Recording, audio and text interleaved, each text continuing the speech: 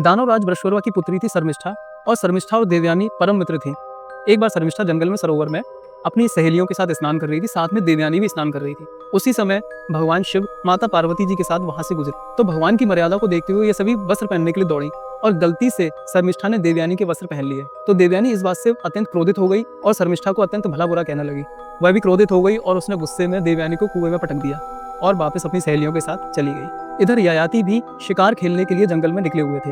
उनको प्यास लगी तो संयोग से वह उसी कुएं के पास पहुंचे जहां पर देवयानी निर्वस्त्र अवस्था में कुएं में छटपटा रही थी। उसे देखकर राजा ययाति ने तुरंत अपना पटका नीचे डाला और उनको हाथ पकड़ के ऊपर की तरफ खींच लिया। देवयानी ने उनसे कहा कि मुझे आज तक इस अवस्था में किसी ने नहीं देखा है और किसी भी पुरुष ने मेरा आज तक हाथ नहीं पकड़ा है, अतः तुम्हें मुझसे विवाह करना पड़ेगा। महर्षि ययाति ने हंसते हुए कहा कि मैंने तुम्हें मुसीबत से निकालने के लिए तुम्हारा हाथ पकड़ा है, तुमसे विवाह करने के लिए नहीं, और तुम अपना पहले परिचय दो। इस पर देवयानी ने कहा कि मैं दैत्यगुरु शुक्राचार्य की पुत्री हूँ। तो ययाति बोले तब तो बिल्कुल संभव नहीं है, तुम एक ब्राह्मण कन्या हो और मैं एक क्षत्रिय हूँ। फिर देवयानी ने कहा कि मुझे महर्षि कच का श्राप है कि मेरा पाणी ग्रहण एक क्षत्रिय के साथ ही होगा, मुझे कोई ब्रह्मऋषि स्वीकार नहीं करेगा। इस पर ययाति बोले कि फिर भी एक ब्राह्मण कन्या स्वयंवरा नहीं हो सकती, अर्थात वह स्वयं की मर्जी से विवाह नहीं कर सकती, अतः तुम पहले अपने पिता से आज्ञा लो।